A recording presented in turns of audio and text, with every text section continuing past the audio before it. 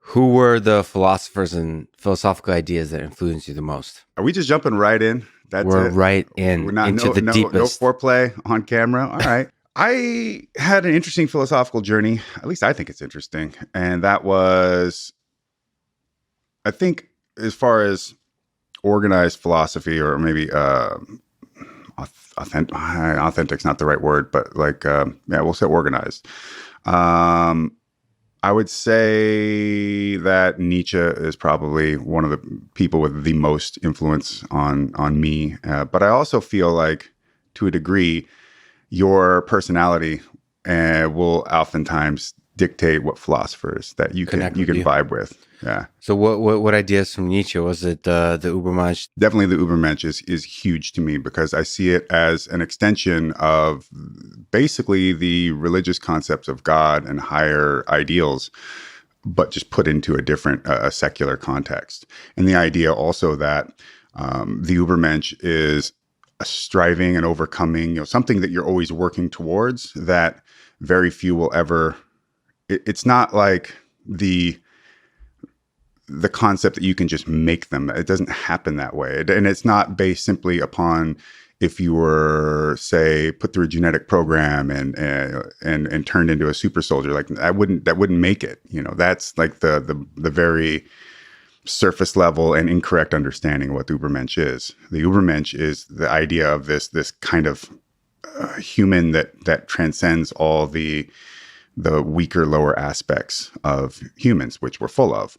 But I also think that there's an element in Nietzsche's writing that suggests that it's not something you can even be in all the time. Like it's even a temporary state because it's not something that we're capable of maintaining. It's something to strive for, like a morality, an image, an ideal, a set of principles that we can connect to that doesn't rely on otherworldly kind of out there things. Yeah, it's deeply and human. With Nietzsche, I feel like the concept of the Übermensch is something built on authenticity as well. As Heidegger would say, like Dasein, right? So when you are authentic, and Heidegger being a follower of Nietzsche's and highly influenced by him, I think that the Übermensch is an example of authenticity in that it isn't about trying to be anything that you cannot be or to go against who you are, but to actually understand that, accept that, and then work with what you can work with and create from your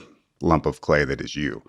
Because I can't become there's certain things that are just not going to happen for me because it's not in my proclivity. I mean, I'm never going to be 5 foot tall and 120 pounds.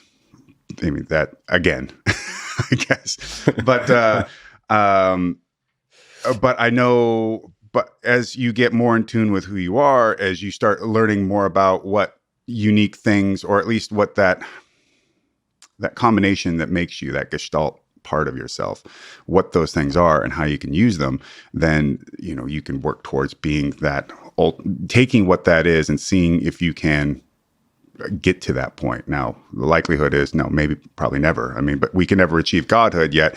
Religion is a constant, striving and a look at a higher ideal concept. Even if it's multiple gods or one God, it's still essentially all built around this concept. Like I like the idea of Catholics' original sin. If you think of sin not as evil, but as missing the mark, the Archer's term where it derives, or even like in Spanish, without. So as being, if you accept that you are imperfect, if you accept that you need to constantly strive even against yourself, because you will figure out the best ways at which to submarine your own capabilities, submarine your own dreams and wishes and whatever. You will ruin them more than anything else. And you will tell yourself that you ruined them on purpose for a good reason, or you'll say that you'll figure out a way to put it on everything else but yourself.